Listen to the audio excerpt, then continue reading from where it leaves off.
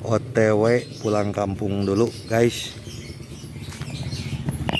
Bab 1901 sampai bab 1905. Semua orang senang melihat pertempuran ini. Tidak peduli siapa yang menang atau kalah, tidak masalah. Meski aku sangat penasaran kenapa Li Ziran seperti ini, tapi mereka masih berharap mereka berdua bisa bertarung. Tingkat kemarahan Li Ziran hampir melampaui batas, dan kekuatan bertarungnya sangat menakutkan. Ye Junlin benar-benar bertarung. Pertarungan kedua kubu memang menggemparkan, bahkan lebih seru dari pertarungan sebelumnya. Ye Junlin juga sangat cemas. Kekuatan bertarung Li Ziran semakin kuat. Apalagi ketika dia tidak bisa menyerang dalam waktu lama dan tidak bisa melukai dirinya sendiri, Li Ziran menjadi semakin marah. Tidak mudah bertarung seperti ini. Li Ziran sangat kuat sekarang. Dan metode akupuntur aneh yang dia gunakan terakhir kali sulit menembus titik akupuntur. Li Ziran tidak bisa dikendalikan sama sekali. Li Ziran menjadi semakin berani saat dia bertarung, hampir mengalahkan Ye Junlin. Sial, bukankah Li Ziran terlalu kuat? Apakah dia wanita terkuat di Gritsia? Bagaimana bisa sampai ke titik ini? Dia bahkan lebih kuat dari dewa pembunuh pada umumnya. Li Ziran menunjukkan keanggunan yang tak tertandingi. Taklukkan seluruh tempat. Apa yang harus saya lakukan? Apa yang harus saya lakukan? Ye Junlin sangat cemas hingga dia berkeringat dingin. Li Ziran tidak akan menyerah sampai dia membunuhnya. Bagaimana dia bisa rela menyakiti Li Ziran? Terlebih lagi, Li Ziran sekarang benar-benar gila, dan dia mungkin tidak bisa mengalahkannya. Ayah, ibu, apa yang kamu lakukan? Pada saat kritis, suara kekanak-kanakan terdengar. Itu sampai ke telinga Li Ziran dan Ye Junlin. Kedua pria itu gemetar, dan seluruh momentum serta kekuatan mereka runtuh.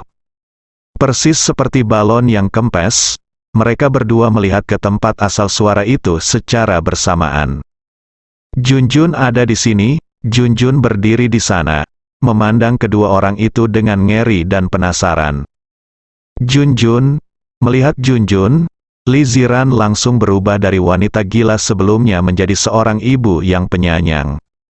Air mata bahkan mengalir, dan untuk sesaat bahkan Ye Junlin, sang musuh, dilupakan. Junjun, ayah akan datang menjemputmu nanti. Memanfaatkan kesempatan ini, Ye Junlin langsung meninggalkan medan perang dan menghilang dari pandangan semua orang. Kamu, Li Ziran bereaksi dan segera ingin menyusul. Bu, jangan pergi, suara Junjun terdengar, menyebabkan Li Ziran berhenti dan menoleh lagi. Dalam waktu singkat ini, Ye Junlin tidak tahu kemana dia melarikan diri. Pada saat 7 dewa jahat menemukan Ye Junlin, mereka sudah berada di dekat ibu kota. Junjun tiba-tiba muncul, yang tidak terduga oleh semua orang. Perang super telah terselesaikan. Setelah Li Ziran bertemu Junjun, dia dan Wen Lei diundang ke Tian's Mansion. Pembunuh biasa dibawa untuk dirawat oleh siswa. Rencana Richard hanya berhasil seperempatnya. Secara keseluruhan, mereka gagal. Kalah telak, harganya terlalu tinggi. Episode Li Ziran nanti tidak bisa mengubah apapun. Ye Junlin menang, memenangkan dewa pembunuh rakyat jelata yang memegang pedang dewa Changqiong. Segera Pavilion Tianji mengumumkan daftar tanah musim panas yang baru. Daftar tempat dicopot karena ratusan orang jenius. Keberadaan orang-orang yang berada di sana dalam 3 hari terakhir tidak diketahui dan banyak alasan lainnya, sehingga daftar tempat ditutup sementara. Namun Tianbang telah mengalami perubahan besar. Sungguh perubahan yang mengejutkan. Pertama, Ye Junlin menduduki puncak daftar musim panas. Kemenangannya atas dewa pembunuh Bui dan kemampuannya memecahkan langit dengan pedang ilahi memungkinkan dia melampaui Nandi dan langsung menduduki peringkat pertama.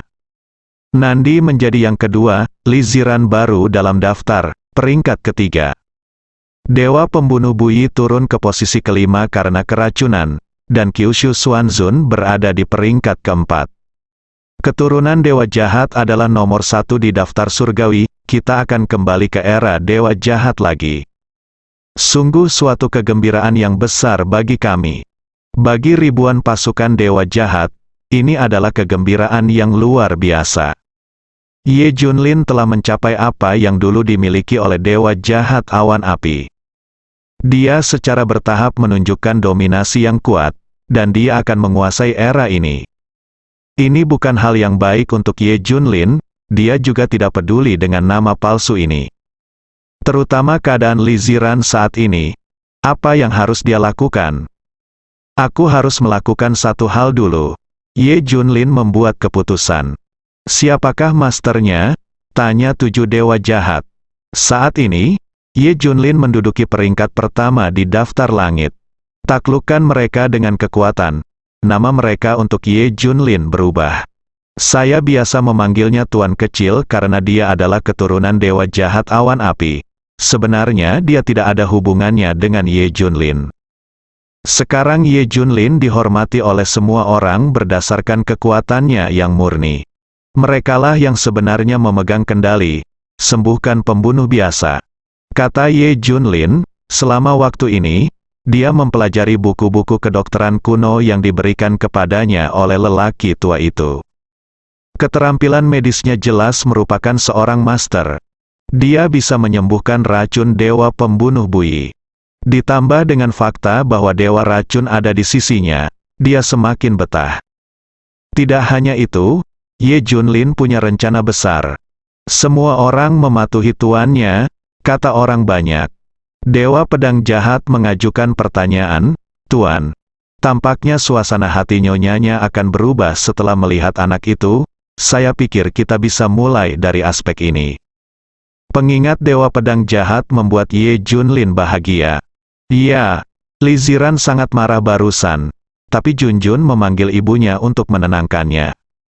Ini juga luar biasa, artinya masih ada harapan. Suatu hari dia dan Li Ziran akan kembali bersama. Kabar baik, Ye Junlin menepuk dewa pedang jahat. Pembunuh biasa dibawa kembali ke halaman rumahnya. Ada juga seorang dokter ajaib di antara para siswa, yang melakukan yang terbaik untuk mengobatinya.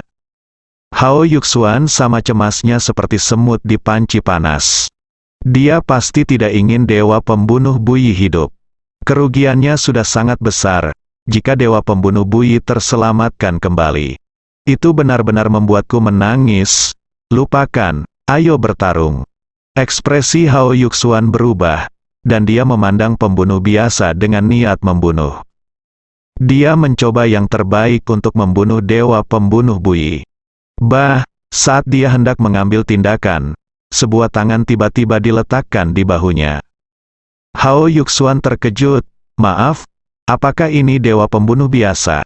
Sebuah suara terdengar. Hao Yuxuan melihat bahwa kedua orang itu memiliki aura keabadian yang halus. Ye Junlin dan Du Sisen lah yang datang. Keduanya menjalani seni penyamaran dan menjadi dua orang dengan temperamen yang sangat berbeda. Iya, benarkah? Hao Yuxuan bertanya. Ye Junlin dan dua orang lainnya mengabaikan mereka dan langsung pergi ke halaman. Katakan pada Xiao Jian untuk memperhatikannya. Ye Junlin berkata dengan tenang. Ye Junlin memperhatikannya sejak medan perang di timur. Datanglah ke halaman. Ye Junlin mengusulkan untuk menyembuhkan pembunuh biasa, tetapi ditentang oleh murid-muridnya. Bagaimanapun, mereka tidak mengetahui identitas Ye Junlin. Tapi Ye Junlin tidak peduli sama sekali. Dia menggunakan kekuatan magisnya yang besar untuk mendorong semua siswa menjauh, dan kemudian melangkah maju untuk mengobati dewa pembunuh buih. Ya Tuhan, apa yang kulihat? Jarum ilahi 9 putaran yang hilang. Yang paling mahir dalam keterampilan medis di antara siswa dewa pembunuh buih tiba-tiba berseru. Dia mengenali keterampilan medis yang dilakukan oleh Ye Junlin. Keterampilan medis kuno yang legendaris. Segera, dengan kerjasama Ye Junlin dan Dewa Racun, racun dewa pembunuh buih dihilangkan sepenuhnya.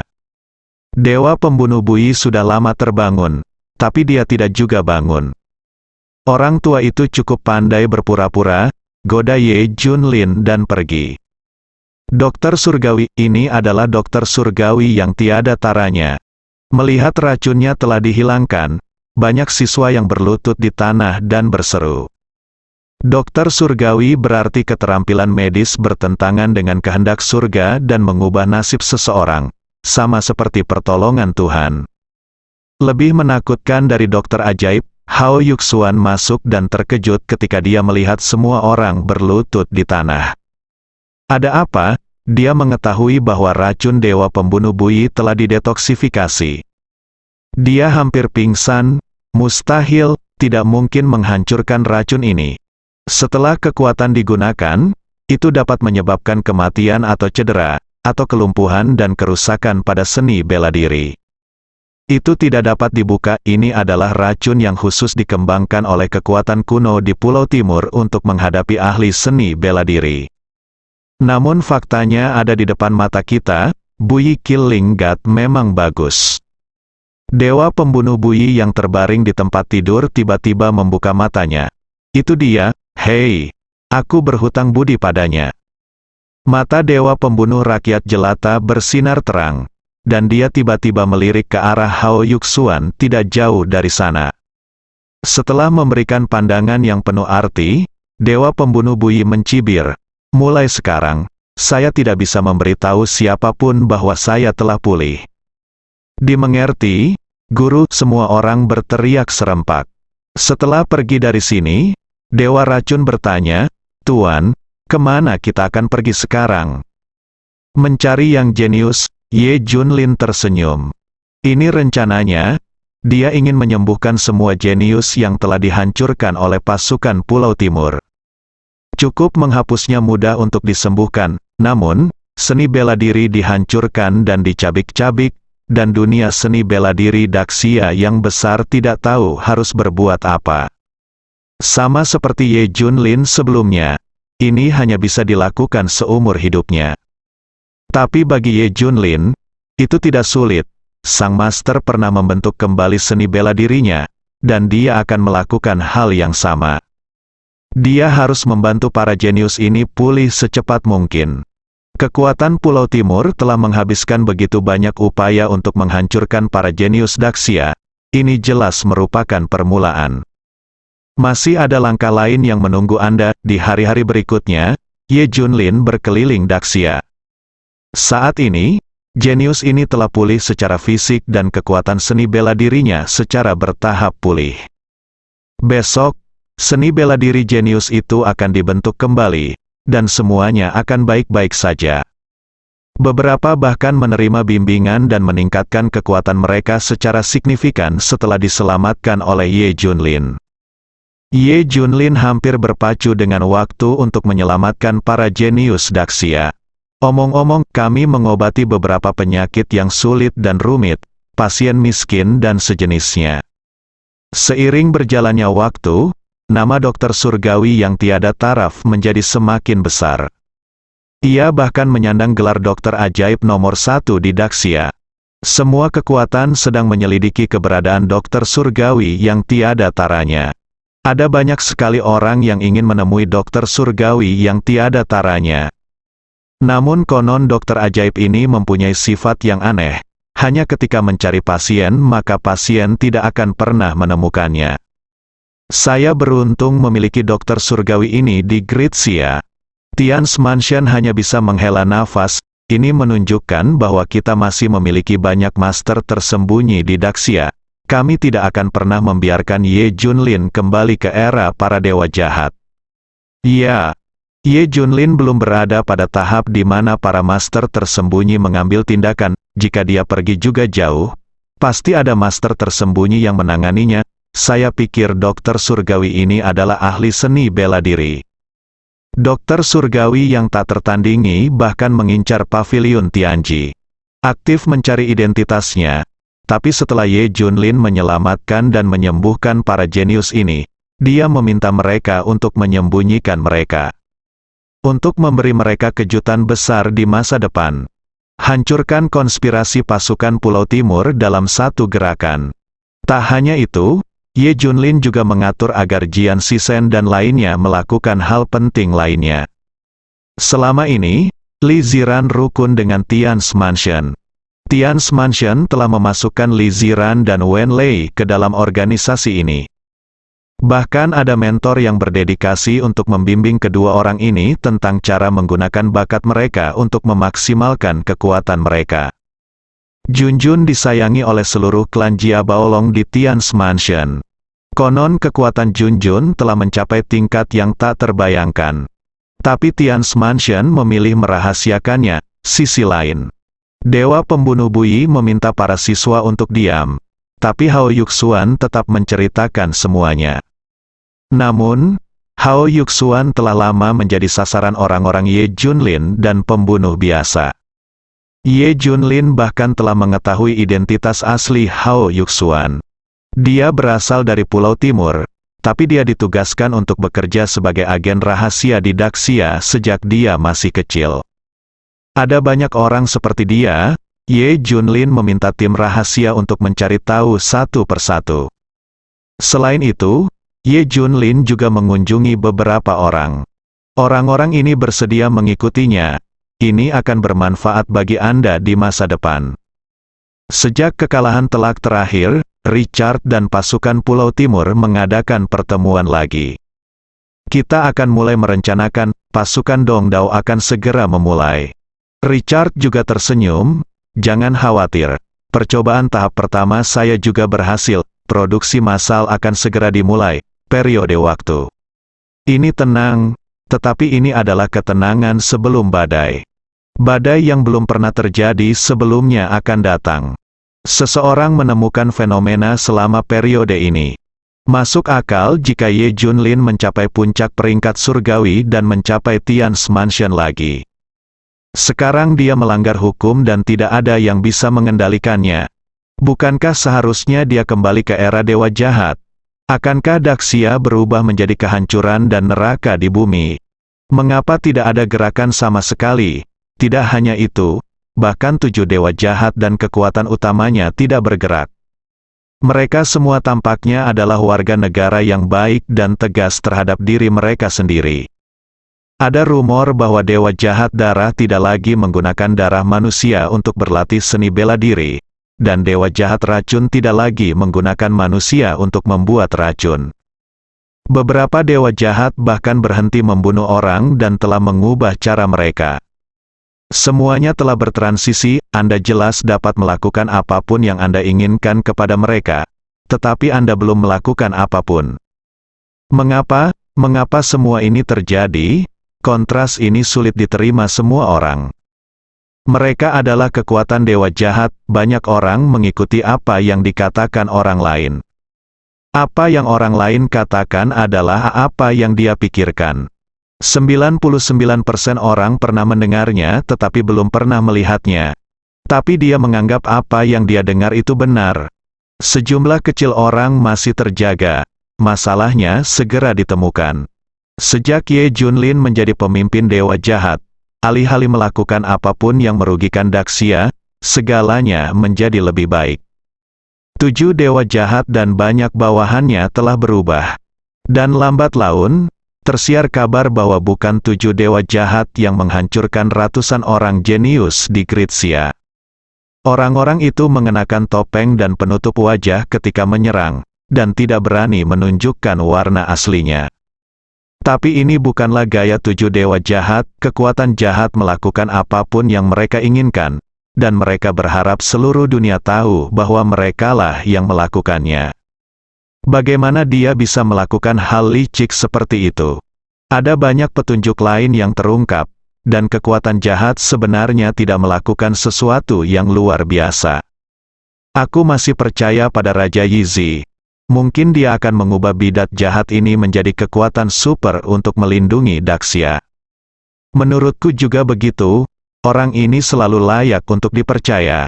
Selama ini, Ye Junlin menghilang. Sama. Hal ini membuat sejumlah kecil orang semakin percaya pada Ye Junlin. Bencana dan malapetaka yang diharapkan oleh Tian's Mansion tidak datang. Apalagi era para dewa jahat, saat semua orang meragukan Ye Junlin. Dia hampir menyembuhkan semua orang jenius di Daxia. Setelah seni bela diri mereka dipulihkan, para jenius berlatih seperti orang gila dan kembali ke kekuatan aslinya secepat mungkin. Tak hanya itu, Ye Junlin juga mengutus Jian Shisen dan lainnya untuk mencari 3 besar yang hilang. Mereka menemukannya, Ye Junlin menyembuhkan luka mereka dan membantu mereka mendapatkan kembali kekuatan mereka dengan cepat. Pada titik ini, kejeniusan Daxia pada dasarnya telah pulih. Diperkirakan semua orang akan pulih sepenuhnya ketika pasukan di Pulau Timur mengambil tindakan yang ditargetkan dan berskala besar. Dan kekuatan beberapa orang meningkat pesat setelah menerima bimbingan Ye Junlin. Secara keseluruhan, para jenius yang baru pulih dari cedera lebih kuat dari sebelumnya. Tidak ada yang akan memikirkannya, pasukan Dongdao bahkan tidak menduganya. Apalagi saat saya melihat ratusan orang jenius muncul di belakang. Saya semakin kaget sampai menangis. Ye Junlin hampir sendirian menghancurkan konspirasi mereka. Fokus selanjutnya adalah Hao Yuxuan. Ye Junlin ingin mengetahui kekuatan Dongdao di belakangnya dengan menatapnya. Hanya saja Hao Yuxuan dan pasukan Dongdao tidak mengetahui bahwa mereka menjadi sasaran. Pada hari ini, Ye Junlin baru saja selesai menyembuhkan seorang jenius dan bersiap untuk kembali bersama Du Xiesen. Di tengah perjalanan, Ye Junlin tiba-tiba berhenti. Aku sudah mengikutimu sepanjang jalan, keluarlah. Ye Junlin berkata dengan dingin. Du Xiesen terkejut karena dia sama sekali tidak memperhatikan siapapun di sekitarnya. Bagaimana Ye Junlin menyadarinya? Hahaha, kamu pantas menjadi nomor 1 di daftar musim panas, aku mengagumimu. Mengikuti suara itu, sekelompok 5 orang muncul di lapangan. Dewa Racun merasa ngeri.